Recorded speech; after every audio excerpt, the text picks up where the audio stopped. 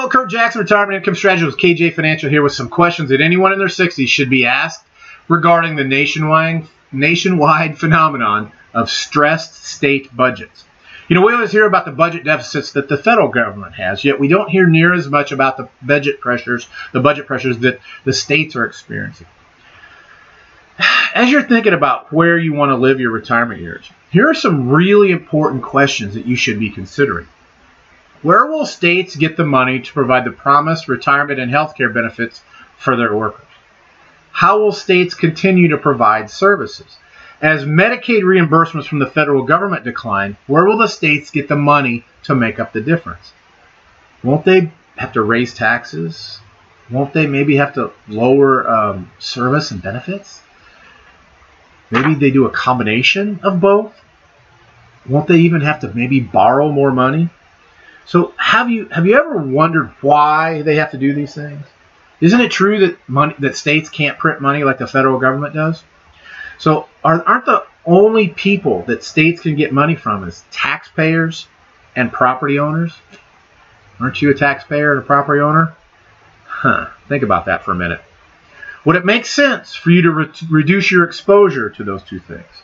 Or do you not care about how much money that they end up taking away from you?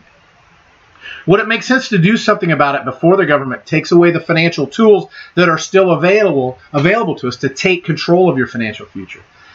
If you have money saved for retirement, where is it? Is it in qualified plans like a 401k, 403b, 457 plan, or IRAs? Who's in control of those accounts? If you want to pull money out, what happens? Don't you pay taxes on that money? You know, when you were younger, before 59 and a half, you pulled out, what happened? Isn't there a 10% penalty? Right. Now you're older than 59 and a half, because I'm assuming you're in your 60s since you're here. So there's a little bit less control now, but there's more control coming in the future with required minimum distributions. So who's really in control of that money? Is it you or the government? Okay.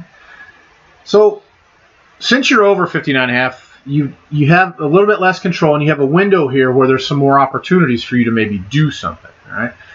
How easily could the government change the rules on all that money? I mean, they have control of it, right? So they could easily change the rules. They have all along the way. Does it make sense to have your money that's in a place that's so easily controlled by the government? Would it make sense to explore other options, alternative options, to see if any of those might serve you better?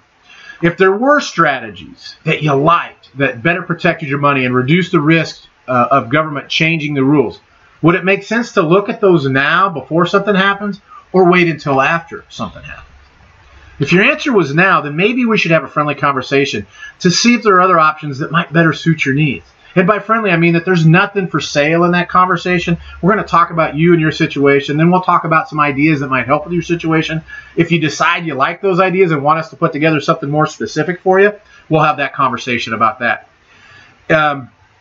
And if not, then at least you know where you stand and whether or not you can go fix it yourself, or you need to go to other financial professionals to fix those problems for you. Does that sound fair? Right. Well, if you're ready to get started, give me a shout on my direct line that's up on the screen, or my email, and let's talk. But you should have a conversation with somebody that knows what they're doing surrounding this. Thanks for tuning in. Hope to hear from you soon.